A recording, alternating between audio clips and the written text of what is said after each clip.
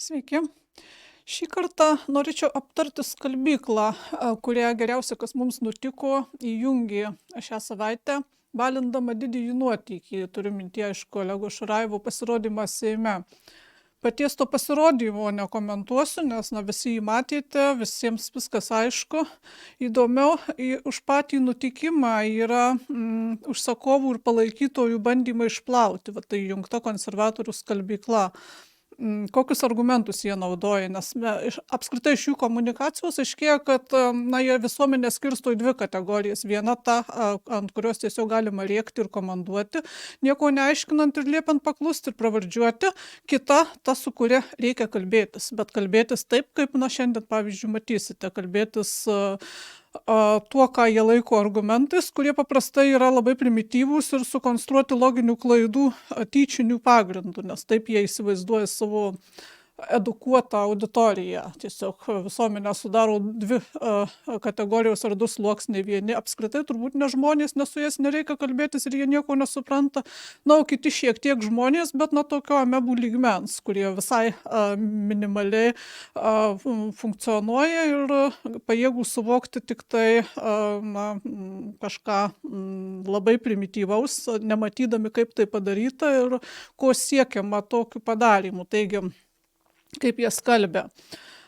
Kilus tam nenumatytam ir neapskaičiuotam visuomenės pasišlykštėjimui. Sakau nenumatytam, nes atrodo, kad tie užsakovai nesuprato, kad jie gyvena, iki šiol nesuprato labai specifiniam socialiniam burbule, kuriame tokie dalykai yra šaunu ir šmaikštu. Jie tiesiog negali patikėti, kad egzistuoja kur kas platesnė visuomenė, kuri anaiptol nėra tai, kuo jie ją laiko, tas nekomunikuotinas sluoksnis ir kuriai tai visai neatrodo nei šaunu, nei šmaikštu. Praktiškai šitas skalbimo paslaugas pasiūlė ir mobilizavo visi minėto socialinio burbulo sektoriai. Pagal tą patį instruktažą yra tiesiog kelios paprastos schemos ir jas visi naudoja, nuo politikų iki apžvalgininkų, nevyriausybinių organizacijų atstovų ir to luomo, kuris save pristato politikos specialistais, akademija tam tikra. Taigi, apie kiekvieną iš jų atskirai, kas įdomaus. Pirmiausia, politika, aišku. Gabrielius Landsbergis. Jis iš karto sureagavo, taip pacituosiu. Jo, tai yra Olego Šurajevo formuluotės arba žodžiai. Nesakyčiau, kad aš jam pritariu, nemanau, kad tokie žodžiai priimtini Seime ir raginčiau nuo to susilaikyti, tačiau Olegas yra žinomas ir pripažįstamas kovotojas už tam tikrus principus, jo pasirinkti metodai gali būti nepriimtini ir aš tą jau kaip ir pabrėžia, bet vis dėlto jo kova yra aiškiai, ir toliau. Čia Gabrielius Landsbergis sako, kad ta kova tai reiškia užduoti klausimą, tiksliau pateikti klausimą, čia beje rusicizmas, užduoti klausimą, bet jį vartoja Gabrielius Landsbergis apie tai, kieno Krymas. Ir štai pagrindinė problema, kad tie paklausinėtieji Seimo nariai neatsakė. Taip situaciją mato Gabrielius Landsbergis. Ką jis čia sako? Jis naudoja paprastą konstrukciją, kurios elementari forma tokia: nepritariu, bet arba nepritariu, tačiau. Galim didžiosiomis raidėmis užrašyti šį bet arba tačiau po kablelio. Kas kartą, kai tokia sakinio konstrukcija vartojama, mes suprantam, kad tai, kas išsakyta iki tačiau, tai yra tik tai atsikalbinėjimas, o rimtoji, tikroji dalis, su kuria tapatinasi kalbėtojas, yra tai, kas eina po šito tačiau. Ir visa, kas pasakyta iki tačiau, yra iš esmės pateisinama. Tas nepritariu tačiau turi atvirkščią realią funkciją. Tai reiškia, kad pritariu nepaisant. Tai yra pateisinimas. Visos priemonės galimos, jeigu jos esą leidžia demaskuoti tą daug didesnį nei vulgari leksiką arba patyčios blogį, tą penktąją koloną Seime, valstybės priešus. Iš esmės tą sako Gabrielius Landsbergis ir sąmoningai bando perkelti dėmesį nuo Šurajevo elgsenos prie kitos, esą jį pateisinančios temos. Iš karto peršokti, kad maždaug nekalbėkim, nesicentruokim į šį įvykį, o pažiūrėkime dėl ko jis, pažiūrėkime, o ką kiti.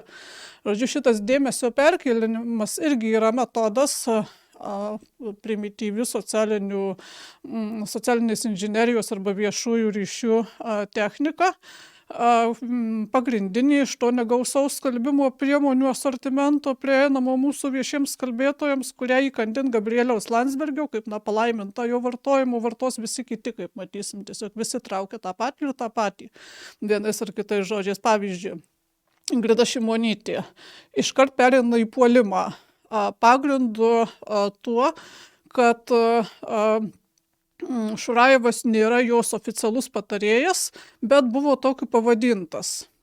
Vadinasi, būti šios premjerės patarėjų yra baisus įžeidimas, siaubingas įžeidimas, pasak jos pačios, dėl kurio premjerė pareikalavo netgi taip suklydusių viešai atsiprašyti ir kreipėsi į etikos sargus formaliai. Žodžiu, ji pati traktuoja faktą, kad būti jos patarėjų yra kažkas labai baisaus. Ir patarėjas ar nepatarėjas? Gerai, tarkime, nepatarėjas. Oficialiai tokių nėra, bet iš šį žmogų intimiai ir familiariai vadina Olegu.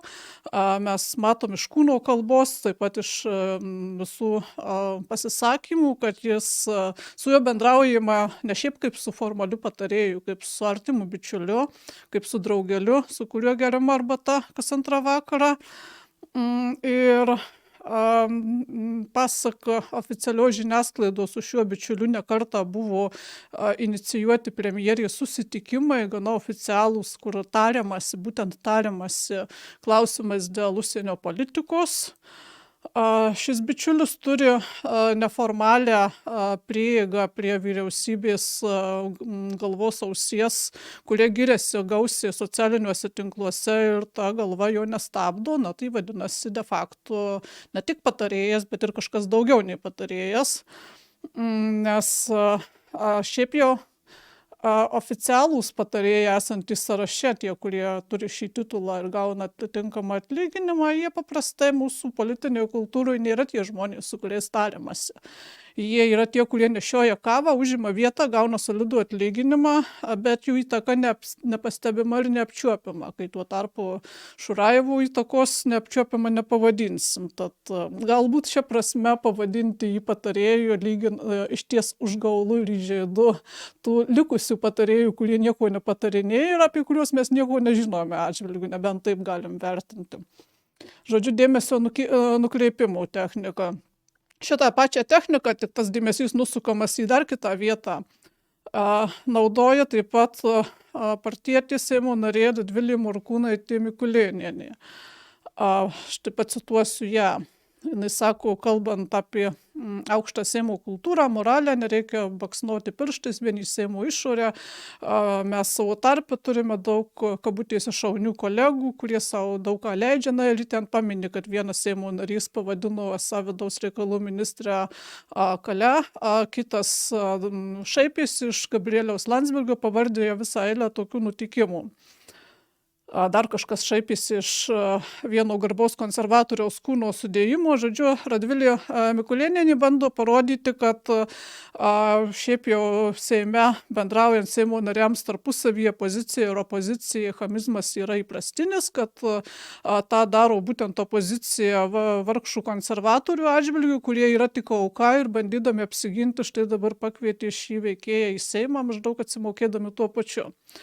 Kas čia per argumentas? Šiaip jau tai yra klasikinis to, kas vadinama angliškai whataboutizmo pavyzdys. Tai yra tam tikra loginė klaida populiari. Whataboutizmas lietuviškai galim išversti kaip maždaug ką daro apie kažką kitą. Nes jeigu ir tikrai taip buvo, čia reikėtų tikrinti, nesidomėjau, tarkime, vadino tie kiti minėti Radvilės Seimo nariai vieni kitus taip ar nevadino, kokios tiksliai aplinkybės buvo, kur jie tą darė, gal, tarkime, taip buvo. Bet iš to, kad jie irgi pasielgė kažkada neetiškai, niekaip neseka, kad dabartinis Šurajevų elgesys yra etiškas. Tai yra tas whataboutizmas. Apie juos tiesiog atskira kalba, tai nesusiję atvejai. Tai, kad vienas daro kažką blogo, nereiškia, kad kitas nedaro, tai nei pateisina, nei kažkaip iš viso ką nors bendro turi. Tai tokio tipo argumentas, kaip sakyti, kad karas Jungtinių Amerikos valstijų inicijuotas Irake arba Vietname kažkaip pateisina Rusijos agresiją Ukrainos atžvilgiu. Kad nepateisina, šitą supranta ir Radvilė Mikulėnienė. Ir ji tikrai žino, kas yra vatabautizmas, taigi, kad ji vartoja šį argumentą, rodo, kad ji tyčia tą daro, tikėdamiesi, kad mes su jumis nežinom ir kad, arba kad jos elektoratas toks edukuotas, kad nežino ir nesupras, kad čia loginė klaida. Dar vienas partietis, Seimo narys Andrius Navickas, irgi skalbia tomis pačiomis priemonėmis, bet šiek tiek paįvairina. Jis savo socialinėme tinkle, Facebooko profilyje pagamina ilgą įrašą, kuris netgi turi antraštę, kas nebūdinga Facebooko įrašams. Antraštė yra Olegas politiškai nekorektiškas atodūsis didžiosiomis raidėmis. Taigi giliai atsidusęs Andrius Navickas pradeda savo kalbą prielaidą, kuri jam atrodo savaime suprantama. Tai yra prielaida, kad mūsų konservatorių ir visos Lietuvos labai mylimas Olegas nepatinka tik specifiniai neminėtinai mažumai, visokiems maršistams, penktakolonininkams, kurie savo pasibjaurėjimo ir pasipiktinimo reakciją tik dar kartą patvirtina ir įsiduoda, kad tikrai tokia penkta kolona yra. Maždaug tokia prielaida iš karto įvedama, jokių įrodymų ar argumentų nereikia, tai savaime suprantama Andriui Navickui. Ir šitą prielaidą jis toliau baigia kaip išvadais. Čia irgi būtų loginė klaida, kada tu iš karto įvedi tam tikrą nepagrįstą, neįrodytą prielaidą ir vėliau po tam tikros kalbelės pateiki tą patį, nuo ko pradėjai, kaip išvada iš viso to, kas pasakyta. Rato klaida. Taigi jis tą savo ilgą pasažą, tokį, kurį galima surasti, jei įdomu Facebook'e, emocingą, lyrišką ir jautrų, kaip šiam žmogui paprastai nutinka, vėlgi apibendrina tą pačią mums jau matytą formulę nepritariu, bet po kablelio. Jautres šio sunkiasvorio konservatoriaus ausis esą irgi žeidžia keiksmai, taigi jis nepritarė. Čia toks signalas edukuotai publikai, kad negaliu sakyti jo atvirai, kad pritariu tokiai. Negražu, nepritarė, bet, cituoju, tai, ką daro Olegas, labai gerbiu. Čia įdomus toliau niuansas, ką sako Navickas. Keiksmai, tai iš esmės geriau pagalvojus, sprendžiant iš to, kaip jis kalba, yra bemaž krikščioniškas pasiaukojimas, nukreipiant ugnį į save dėl bendro reikalo. Taip jis vaizduoja maždaug herojumi šį veikėją, kuris, kad šitas mano apibendrinimas teisingas, paliudytų tokią citatą, cituoju. Olegui teko iššaukti kritiką į save, kad priverstų mus susimastyti apie ribas ir tai, kaip gyvename. Citatos pabaiga. Žodžiu, problema ne, kad iš Seimo sunku iškrapštyti besidarkantį klouną, bet problema, kad Seime vis dar sėdi ir į jį pateko tam tikri jau užsipulti parlamentarai. Čia Navickas mato problemą. Cituoju dar kartą. Olegas išvarytas, bet Puidokas, Kepenis, Gražulis, Valkiūnas, Gedvilas, Žemaitaitis, Širinskienė, Gaižauskas liko ir jaučiasi teisūs. Citatos pabaiga. Štai čia baisu Navickui. Žodžiu, problema yra šie Seimo nariai ir kad jie yra Seimo nariais, kad juos kažkas išrinko demokratiškuose rinkimuose. Navickas beje sąžiningai išpažįsta šioje byloje savo asmeninį nepartinį interesą tokį, kad kai bjaurimasi Olegu, tai jis Navickas jaučia, kad bjaurimasi ir juo Navicku, nes, cituoju dar kartą, atskiras dalykas toks tautos atstovų kalbėjimas apie psichinius sutrikimus ir diagnozių dalymas. Supatyręs, kalba Navickas, tiek nerimo sutrikimą, tiek agorafobijos gniaužtus, tiek depresijų šaltį, ne iš gero gyvenimo gerai susigaudo antidepresantuose ir įvairiuose kituose vaistuose. Vasaros gatvėje neteko būti pacientų, bet dažnai teko lankytis ir bendrauti su pacientais ir daktarais. Čia yra Andriaus Navicko citata graudi. Taigi šis žmogus irgi išpažįsta visą eilę psichinių ar galbūt net psichiatrinių problemų ir todėl jaučiasi auka užpulta kartu su tuo veikėju. Ir dar vienas atsiranda jo kalboje motyvas, naujas, kurį matysim irgi naudos visi kiti pasigavę. Veidrodžio motyvas, dar viena skalbimo priemonė. Cituoju. Girdėjau sakant, kad Olego veiksmai Seime pramušė dugną. Tikrai, gal geriau pasižiūrėkite į veidrodį. Citatos pabaiga. Žodžiu, Olegas yra mūsų veidrodis. Šitą motyvą veidrodžio stveria kartu su vatabautizmu ir žmogus tarsi iš kito politinio flango, Lietuvos žmogaus teisių centro direktorė, irgi daugam žinoma, Jūratė Juškaitė, parašiusi tekstą Delfi. Tie patys argumentai, iš to paties štabo ten pat pagaminti. Veidrodis, vatabautizmas, dėmesio nukreipimas. Čia jinai įvairiais būdais kartoja tame straipsnyje motyvą, kad štai žiūrėkite, o tie Seimo nariai, kuriuos buvo čia užsipulti, jie daug metų mėto visokias niekinančias LGBT asmenis replikas, seksistinės, jų orumą žemina ir trypė jį, cituoju Jūratę, epitetais kaip propaganda, ideologija, iš Seimo tribūnų formuoja įvaizdį, kad šie žmonės yra grėsmė visuomenė, šeimai ir valstybė, citatos pabaiga. Palaukite. Propaganda, ideologija ir grėsmė, tai yra tokia leksika, pasak Jūratės Juškaitės, kuri analogiška Šurajevų. Žodžiu, pavadinti kažkieno kalbą propagandinę arba ideologinę, tai yra visai tas pats tam pačiam svoryje, toj pačios svorio kategorijoje, kaip visi tie šlykštūs keiksmai, kuriuos girdėjom. Tas pats, žodžiu, ko jūs piktinatės keiksmais, o pažiūrėkite, kaip jūs kalbate, jūs patys propagandą vadinate kažką. Na, gerai, teisybės dėlė, vienas iš tų čia linksniuojamų Seimo narių, Petras Gražulis, iš tikrųjų yra pasisakęs gerokai bjauriau nei propaganda ir ideologija, taip jis yra vartojęs įvairią leksiką, iš tikrųjų užgaulę ir necenzūrinę, bet kaip ten bebūtų, mes dabar kalbam vėlgi ne apie jį, čia vatabautizmas. Šurajevo leksika dėl to nepasinaikina ir korektiškesnė netampa. Už Gražulį atsako Gražulis, tuo tarpu už Šurajevą ministrė Armonaitė ten pakvietusi, premjerė Šimonytė globojanti, visa praktiškai konservatorių partija išsiruošusi ginti, Tarptautinių santykių ir politikos mokslo institutas jį kuruojantis ir visa valstybės kūrėja proteguojanti kompanija. Tai toks maždaug skirtumas, nes Petras Gražulis yra tiesiog Petras Gražulis, vienas Seimo narys, tuo tarpu šis už jį atsako visi šie. Ir čia Juškaitė taip pat prikabina dar vieną savo pačios išvadą, kad esą Gražulio leksika nepapiktinusi nei vieno iš dabar pasipiktinusių Šurajevo leksiką. Na, tokia išvada pagrįsti jį nieko nepateikia. Ir ta išvada iš tiesų nieko nepagrįsta, jokiais tyrimais, jokiam apklausom, jokia pradinė iki analitinė intuicija. Na, jie akivaizdžiai neteisinga, nes daugybė žmonių, kurie bjaurisi vulgaria leksika, bjaurisi bet kieno jį bebūtų, nesvarbu Gražulio, Šimonytės, Orlausko ar Šurajevo, jiems nepatinka daugybė žmonių šitie dalykai, nesvarbu, kas juos skleidžia. Daugumai nepatinka, bemaž visiems nepatinka, išskyrus tuos, kieno darbas yra bet kokią kainą ginti savus ir skandinti svetimus už tą patį.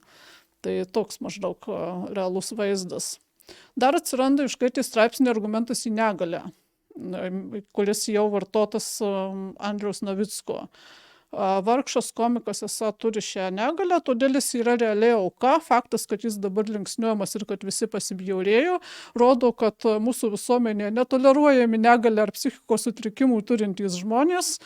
Neatsakinėti į provokacijas yra tolygu diskriminuoti šios žmonės ir žeminti Šurajevo asmenyje visus, kurie nuo kokios nors depresijos gydysi, maždaug taip. Ir dar vėl išlenda tas veidrodžio argumentas. Cituoju Jūratę Juškaitę. Šurajevo ir Seimo narių elgesys bei reakcijos, vargiai kam nors naujo ir netikėta, jie veikiau visos mūsų visuomenės veidrodis. Kiekvieną dieną tirpstame necenzūriniais žodžiais permirkusiuose socialiniuose tinkluose, tokią ar panašią leksiką vartoja žmonės, kurie save laiko konservatoriais, kairiaisiais ir liberalais. Citatos pabaiga.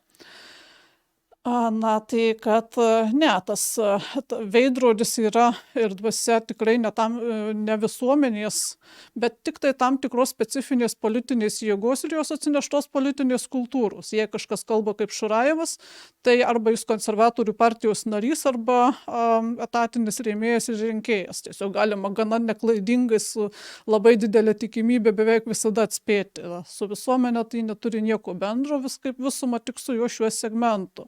Šiaip jau visuomenė aiškiai skiria vietas ir žanrus, kur galima kalbėti vienaip ar kitaip, plūstis, tarkime, ar keiktis gali būti normalu ar atleistina, tarkime, pankų vakarėlyje, kieme susipykus ar kalėjime, bet tikrai ne Seime. Ta šiaip jau supranta visi, skyrus va šiuos skalbyklos darbininkus.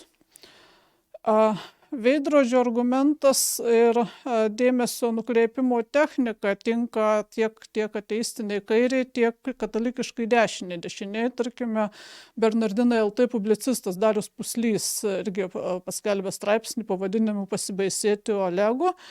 Ir čia vėlgi aiškina, kad komikų elgesys yra į rinkėjus atgręžtas veidrodis, raginantis nuoširdžiai reflektuoti ir nesame paprasčiausi veidmainiai, nes esau, ką jis tokio čia taip išvadino, visokius Kremliui palankius veikėjus ir taip toliau. Ar mes nesame veidmainiai? Kas tie mes? Esame veidmainiai, tik ne mes kaip visuomenė, o mes kaip Donatas Puslys, arba mes kaip žmogaus teisių gynėjai, arba mes kaip žiniasklaida. Taip reikėtų patikslinti. Ir dar viena viešoje erdvėje pasirodžiusi skalbimo technika, visai paprastutė galėtų būti pavadinta tiesiog čia nesvarbu, kabutėse, kurį įgavus dvi formas. Kurie kalba, kad tai yra tiesiog normalus bendravimas su tam tikra auditorija. Ir todėl, jeigu jūs nesate ši auditorija, kuriai patinka tokio tipo juokeliai, atseit ir keiksmai, tai jūs nekreipkite dėmesio, čia nieko nenutiko. Arba, tiesiog nesvarbu. Tiesiog viskas gerai, tai prisideda prie mūsų visuomenės brandumo. Čia vieną tokį irgi viešą kalbėtoją cituoju, Šurajevas tikrai nėra problema, jis nėra problema, nėra koks sprendimas. Tiesiog juokdariai, pamišėliai turi savo funkciją, mes kaip brandi visuomenė, mes tikrai neturime ko nerimauti ir taip toliau. Tai ne, jis ne juokdarys, ne komikas, ne pramogaujantis vaikas ir, taip, jis ne problema, bet ir nesprendimas, bet jis simptomas milžiniškos problemos, kurie baigia praryti mūsų valstybę.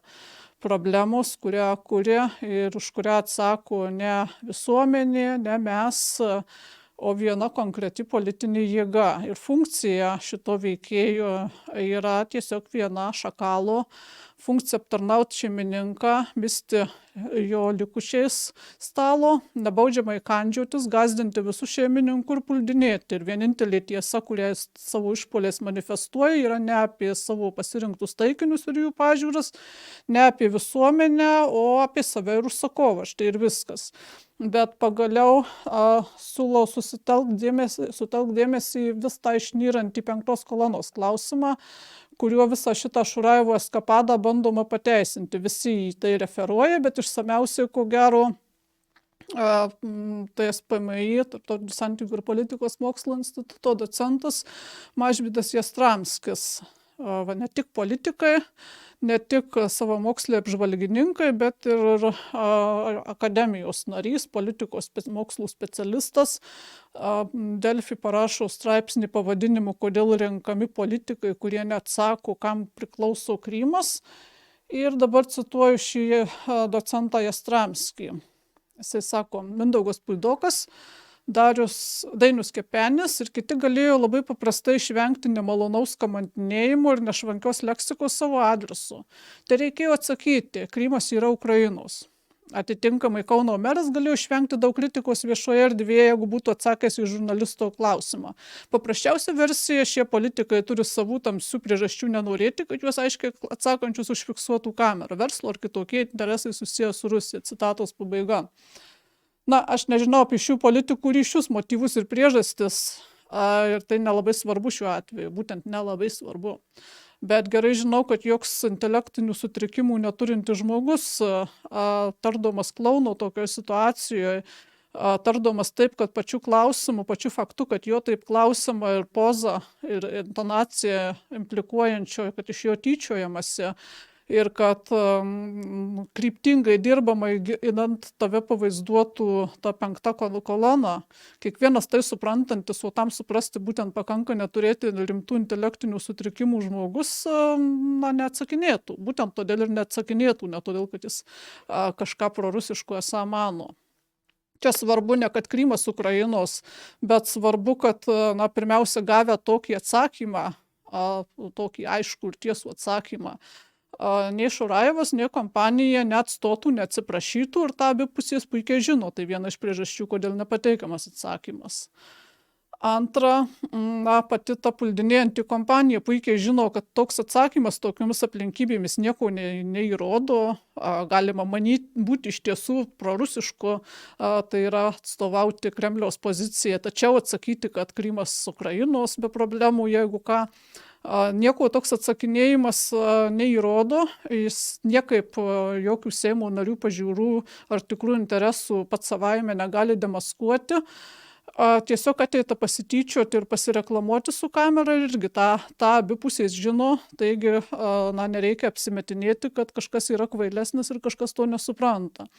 Ir todėl joks atsakymas nebūtų padėjęs.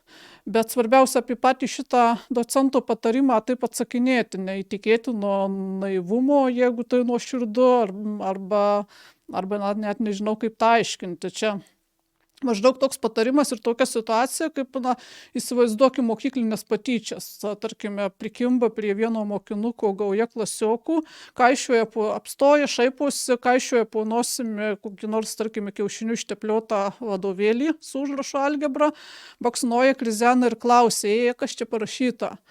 Ir tas mokinukas bando išsisukti, tiesiog ištrūkti iš apsupties, praeiti. Tada gauja paskelbė iškilmingai, matot, mes seniai sakėm, jis raidžių nepažįsta, skaityti nemoka, hi. Ir visi linksminasi, kad demaskavo už tai skaityti nemokantį bendraklasį. O juk galėjo tiesiog perskaityti ir pasakyti, kad algebra ir persekiotojai supratę, kad moka atstotų, patarė šis docentas Mažvydas Jastramskis. Toks jo patarimas. Tai va čia tokio lygio identiška situacija ir kaip visiems aišku, kad mokyklinių patyčių atveju atsakymas ir perskaitimas nepadėtų, dar labiau pažemintų ir dar labiau įvytų į kampą tą patyčių auką, tai analogiškai ir čia. Todėl neatsakinėjama, todėl nereikia atsakinėti ir tai nieko neįrodo, kad ir kas ten būtų iš tiesų manoma. Šurajevo viražai Seime, tęsia Jastramskis, galimai peržengė provokacijų žanro ribas. Čia toks provokacijų žanras galimai peržengė. Tačiau daugelis žmonių, kurių prioriteto viršūnėje yra Ukrainos klausimas, šie dalykai bus atleistinti tol, kol jų kamantinėti politikai vengs atsakyti apie Krymą. Tęsia ir baigia docentas. Ir vėl tas pats rėmas, tas pats formatas, konstrukcija galimai, negerai, bet kai taip sakom, tai aišku, kad iš tiesų norim pasakyti, kad visumoje gerai. Ir ne, šie viražai neatleistini, šie viražai kompromituoja pirmiausia patį Ukrainos klausimą. Šiuo atveju čia problema ne tie konkretūs Seimo nariai ir net ne kažkoks Šurajevas. Problema, kad kompromituojama pati ta pagalba Ukrainai. Daugelio proukrainietiškų žmonių akyse jie bando atleisti ne Šurajevui dėl Ukrainos, bet Ukrainai dėl Šurajevo. Jie žino, aišku, kad čia Ukraina niekuo dėta, bet psichologiškai vis tiek jaučiasi apnuodyti šitos atakos. Ir jaučiasi negerai net remdami teisingą reikalą ir jiem padėdami. Tai toks realus poveikis yra Šurajevo ir tai blogiau negu kokio nors Seimo nario, tarkime, tikra pozicija priešingoje pusėje. Taigi čia mes kaip niekad aiškiai matom šitos istorijos fone, kad taip Lietuvos yra dvi, kad ir kaip būtų nelinksma ar gaila, visi tie, kurie kalba apie kokią nors vienybę, turėtų pagaliau suprasti ir liautis apie tai kalbėti. Lietuvos yra dvi, ne pagal pajamas, ne pagal išsilavinimą, ne pagal amžių, lytį, gyvenamą vietą skirstomos ir ne pagal simpatijas kažkada buvusiai netgi politiniai kairiai ar dešiniai, bet pagal visai kitą kriterijų, čia išryškėjusi pagal tai, kad vienai tai Lietuvai gėda, skaudu ir bjauru dėl tokių dalykų, kitai šaunu ir šimašiškai smagu. Arba galima dar performuluoti, kad jos skiriasi pagal valią. Vieni turi valią ir mato skylę valtyje, o kiti turi valią tos skylės nematyti arba jie didžiuotis bei tildantį matančius ir daryti skylių vis daugiau. Tai toks maždaug skirtumas ir turbūt akivaizdu, kad bendros kalbos ir bendro intereso ir bendros politinės kultūros, bendros kažkokio bendro koordinačių intelektinių ar moralinių lauko šie žmonės tiesiog nebeturi. Jie jas prarado, suardė ir kažkaip kelio atgal nenusimato. Tai maždaug tokia šita savaitės skalbimo istorija, daug ką parodanti apie vyraujančią politinę kultūrą, ne apie patį nuotykį, bet tai būdas išryškinti visus kitus dalykus. Ir susitiksim po savaitės.